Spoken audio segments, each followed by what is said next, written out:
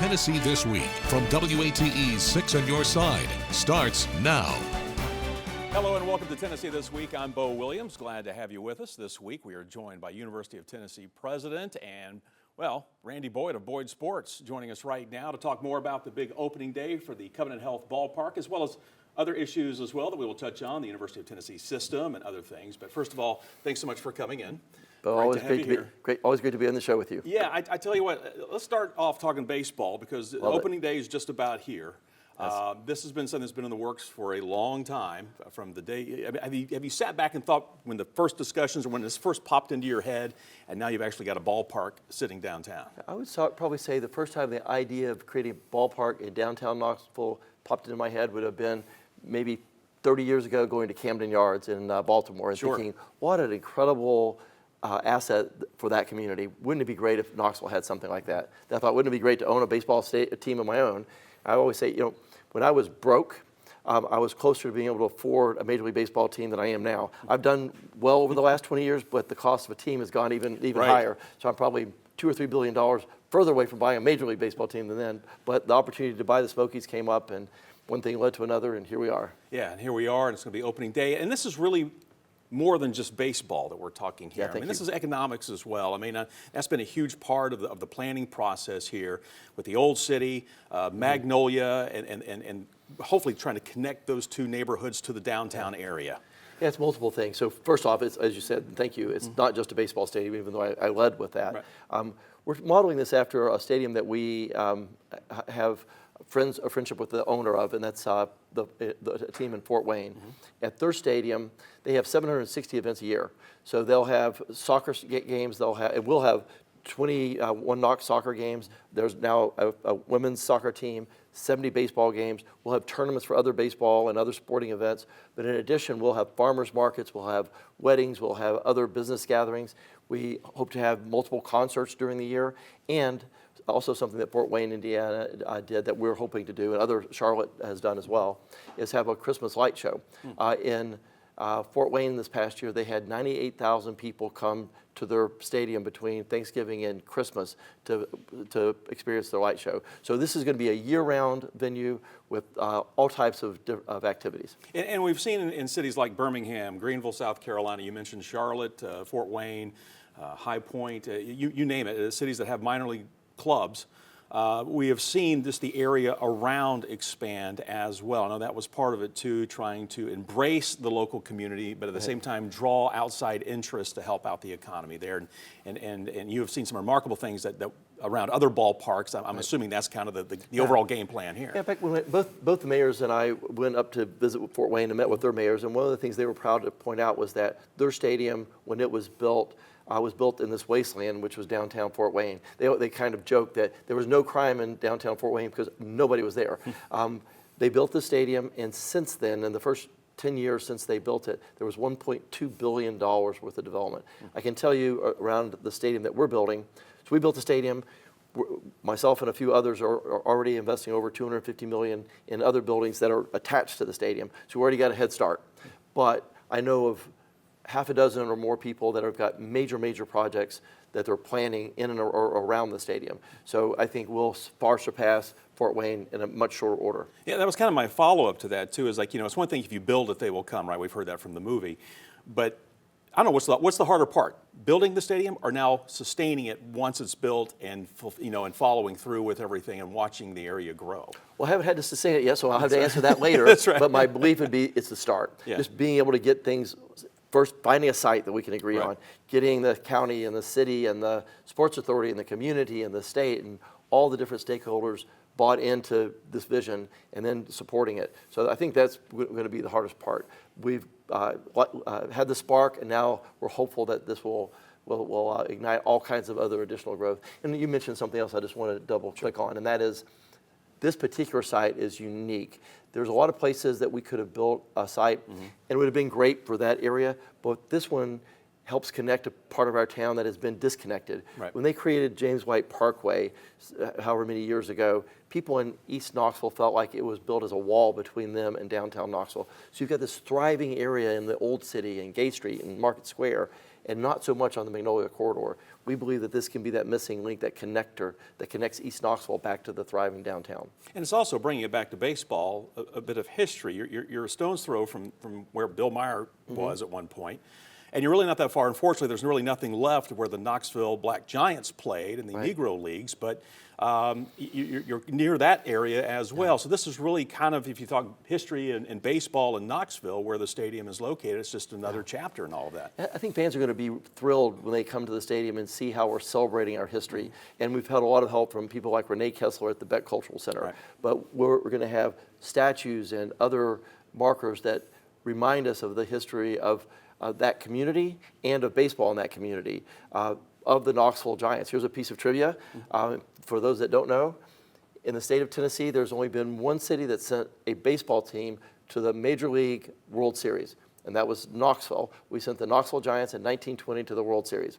We lost, I think it was 7-0, lost all the games, but we had a World Series team in Knoxville some 100 years ago. Yeah, I mean, the history, like I said, it goes back 100+ years overall for the history of baseball here, and this is now just going to be another chapter. I know we will see you out at the ballpark many times. Yes. Real quick before we change subjects, what's the one thing you want people to take away when they go in? I know, when they walk in, or if they're around the ballpark, is there something you'd really like them to take away from the experience? Yeah, make friends, build community. This is what baseball is about. You know, some sports, football, basketball, they do studies, and they say if you film the people at those events, they're looking straight ahead 90% of the time.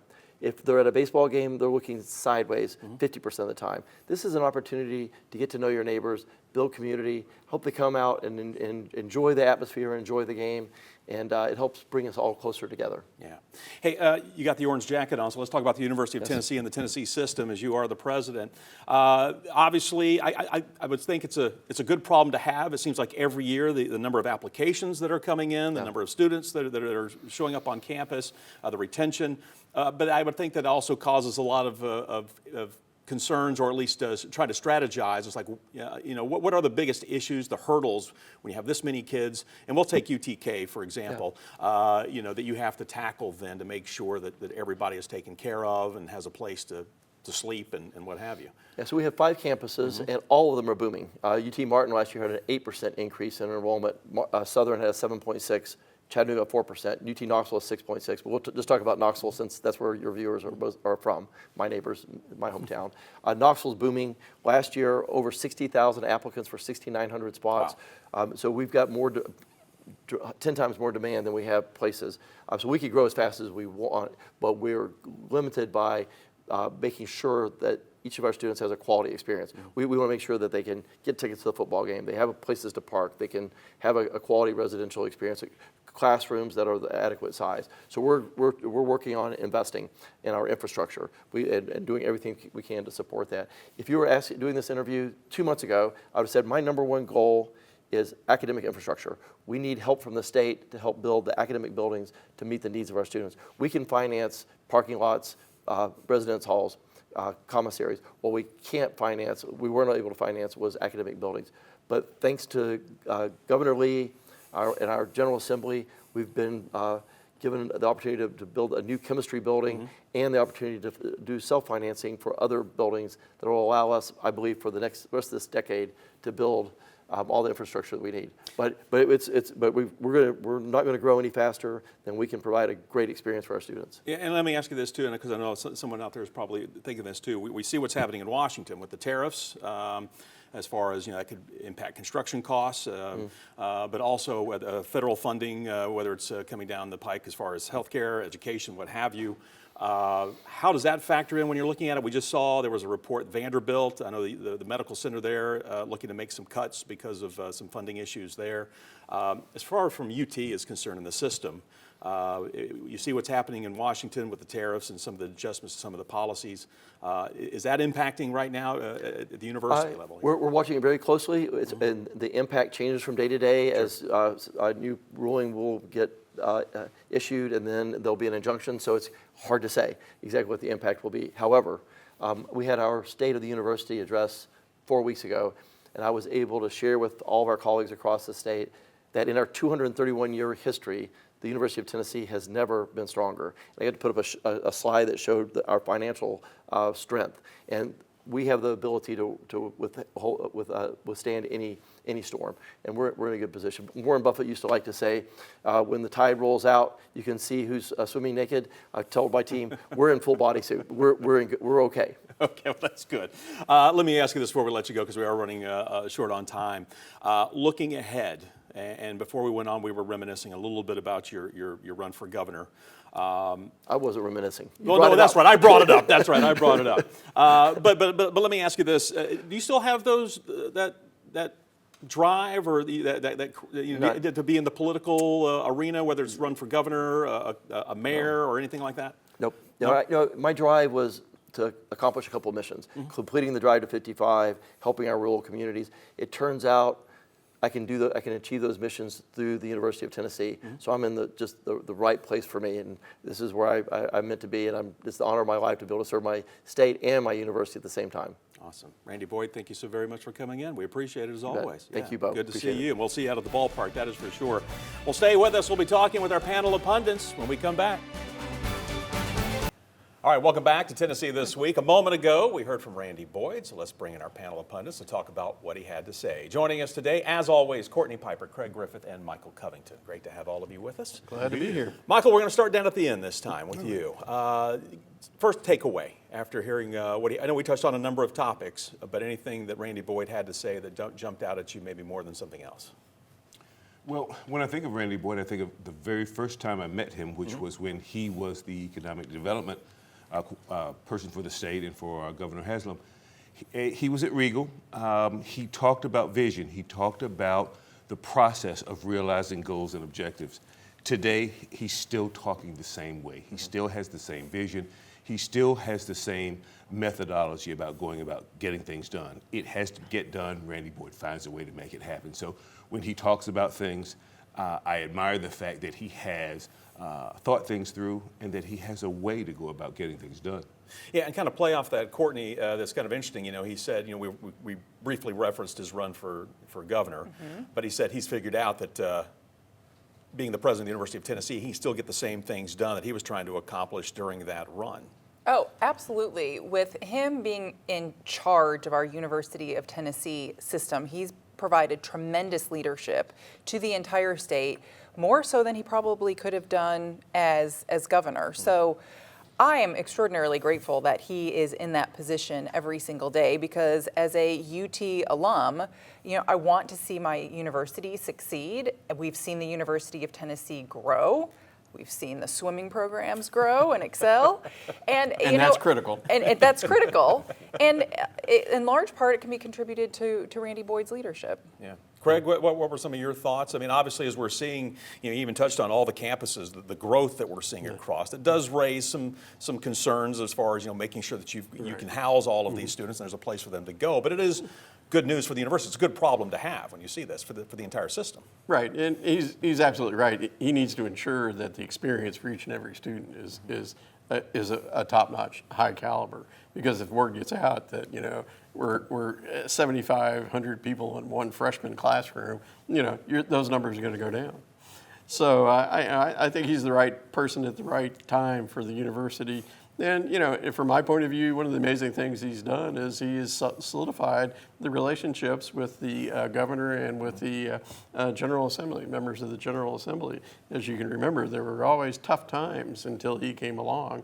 And he understood the position of the president, the legislature, and the governor, and how moving the state forward required cooperation between all those entities. And they couldn't get bogged down in the minutia. And then what I'd like to compliment him on, a couple of weeks ago we had American Cannon on the show, right. And she described Randy Boyd, his ownership of the baseball team, as the secret sauce that moved the stadium project forward. And, historically speaking, I was in the Ash administration when we tried to build a baseball stadium downtown.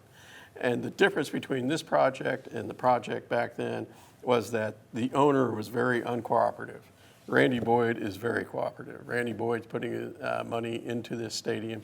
The previous owner, when we were trying to locate a stadium, didn't want to do anything like that. He wanted the city to find the land for the stadium, which Randy Boyd contributed to this project. Right. He wanted the city to build the whole stadium, and it rose to a dollar amount that was too high for that current administration to finance. And then, and we ran into significant neighborhood opposition wherever we decided to put a proposed stadium. I might point out that Tommy Shumpert, then county executive, county mayor, and Mike Edwards, then head of the chamber, also tried to find a place for that stadium and in the county and ran into similar neighborhood opposition. So Randy Boyd is the secret sauce that they poured on this project to make it come to fruition in a partnership with the city and the county as well. Yeah. So I think it's going to be a positive for all involved. And of course, this is more about baseball, as we brought up with him. And Michael, I wanted to ask you, obviously part of this is about economics. The old city, East Knoxville, the Magnolia Corridor, the ballpark's there, so now everything has to continue to follow through to make all of this happen. There's still a lot of work to be done moving forward. There are going to be some growing pains just at first as people get accustomed to the venue, the ins and outs, the goings, the comings. There's a bridge, and I've been dying to walk across this bridge, but when I've taken numerous tours of the facility during construction, there's just been all this talk about all of the things outside of the stadium that you can do, all of the things that you can entertain yourself with during that game experience. So I think that that area is going to see a revitalization that no one anticipated, and I think that growth is going to go out and extend out east on Magnolia. I just have that belief that there will be so much traffic. When you start to look at 70 games and then all the other events, there's going to be so much traffic going and coming in Magnolia. That will be a difference maker right there. Yeah, I mean, we've already got baseball and soccer, and I know there are already plans for high school football in there as well. That's already set. Hey, I want to change things up here real quick. We do want to talk a little bit about TVA for a moment before we go to the commercial break. Our two senators had an op-ed recently discussing and really had some choice comments to make concerning the board with TVA and its leadership. We had a member that was appointed a member, Michelle Moore, who is now no longer part of the board. And this came from direction of the President of the United States. We should note we were recording this on Friday and again, the 28th. So that has happened. So Courtney, I wanted to ask you just your thoughts, first of all, on the op-ed itself and what they are saying and what they're calling on the president to do. And is this the right move? We've already seen one board member, at least as of today, that is now no longer there. I read the op-ed, and I didn't think the senators gave themselves enough credit for the power and influence they have to solve some of the issues that they addressed in that op-ed. Okay. The president confirms and the Senate appoints board members. Prior to this board member firing, TVA had 3 open board seats. And this has been a frustration with folks in the energy industry and the broader Tennessee Valley community that the Senate just does not seem motivated to confirm board members, yet TVA plays a critical role in not only economic development, but power generation and environmental stewardship throughout a 7-state region. So, I would welcome our senators to lead the charge in the Senate, put some pressure on the president to get those 3 seats filled. Four seats now. Well, Yeah, now 4 seats now, four that's right, seats as of now today, sure. filled. Also, we are at a critical fork in the road with, again, TVA being the asset that it is for our region and our country, where we are the hub for this nuclear renaissance that we are experiencing. The more that TVA gets kicked around, does not have solid board leadership, when the Department of Energy decides to reissue, grants and solicitations designed to advance nuclear technologies, it does not put us in a good position.